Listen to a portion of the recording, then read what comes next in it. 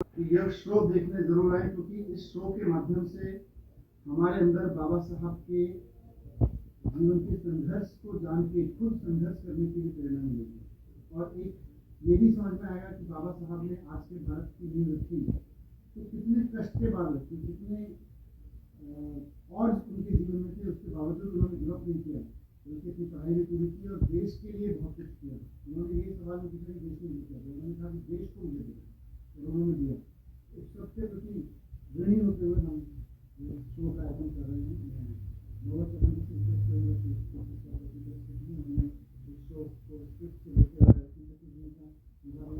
ये पहला ऐसा शो है और बहुत ही भव्य है उसका स्केल। मैं देश में और विदेश में बहुत जगहों पे काम करती हूँ। एक बहुत बड़ा अमेरिका का एक म्यूज़िकल है हैमिल्टन, जो वहाँ के एक लीडर पे है, और मैं ये नहीं कहूँगी कि हम उनसे बराबरी करना चाहते हैं या ऐसा, क्योंकि बाबा साहब किसी भी बराबरी के लिए नहीं बने हैं, वो बहुत ऊंचे हैं।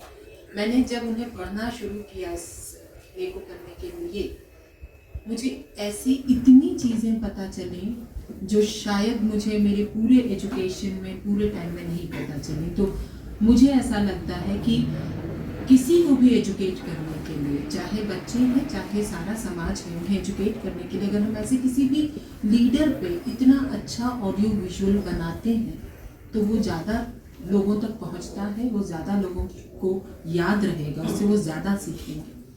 और एज अ वुमेन मैं डेफिनेटली बोलूँगी कि जो अधिकार उन्होंने कॉन्स्टिट्यूशन में हमें दिए, जिनके कारण आज हम खड़े हैं, हम गर्व से खड़े हैं, हम गर्व से लोगों के सामने सर ऊंचा करके खड़े होते हैं और काम करते हैं। हम दुनिया को आगे लेके जाते हैं बिना ये सोचे कि हम कौन हैं। ये सबसे ज़्यादा ज़रूरी था जो उन्होंने अधिकार हमको दिया। और कहीं ना कहीं आज मैं मेरे एक्टर्स से बात कर रही थी, तो उसी दौरान डिस्कशन में उन्होंने बोला कि मैम हमें कभी पता ही नहीं चलता, अगर हम ये प्ले नहीं करते तो हमें पता ही नहीं चलता कि हम उनके बारे में जानते ही नहीं हैं।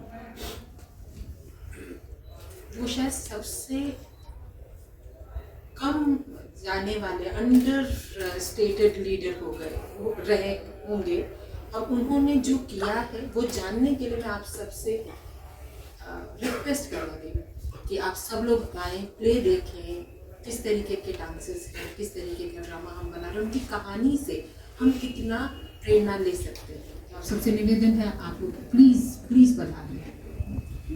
नमस्कार।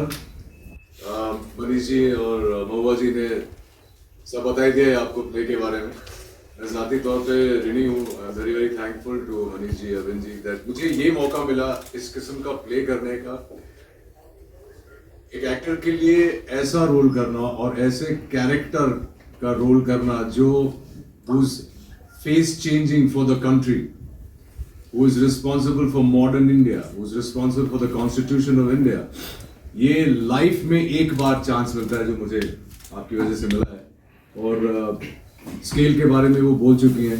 मुझे जो इस प्ले में बहुत अच्छा लगा, जैसे उन्होंने बताया कि हम सभी जानते हैं कि बाबा साहब ने क्या क्या किया है, लेकिन क्या जद्दोजहद करके वो वहाँ तक पहुँचे, कैसे उन्होंने वो सब अचीव किया है, वो मुझे भी नहीं मालूम था। और मैं चाहता हूँ कि जितने भी हमारी जनता है जो आके देखें, वो निकले तो प्रेरणा स्रोत बन के निकले कि हम ये बनना चाहते हैं। क्योंकि मेरा मानना है कि हम सब के अंदर कहीं ना कहीं एक अम्बेडकर है। बस ये है कि how we use that force and change the society, because we all can. So please come and watch the show and again thank you very much. Thank you. न्याय दे पाएंगे क्या? कहने का मतलब जिस तरह से अम्बेडकर साहब थे उस तरह से आप प्ले कर पाएंगे? ये तो वक्त ही बताएगा। मतलब दलित की बात मैं कर रहा हूँ, दलितों को आप सेटिस्फाइड कर पाएंगे? मुझे लगता है कि जब आप कोई प्ले, कोई फिल्म या कोई टीवी का शो करते हैं तो आप वो किरदार बन जाते हैं, और वो मेरे लिए बहुत ज़रूरी है कि स्पेशली इस किस्म के कैरेक्टर में मैं अभी आपको क्या बोलूँ। मुझे लगता है कि जितनी मैं कोशिश कर सकूंगा वो मैं करूँगा, और जब आप प्ले देखेंगे तो शायद उसके बाद ये सवाल पूछेंगे नहीं।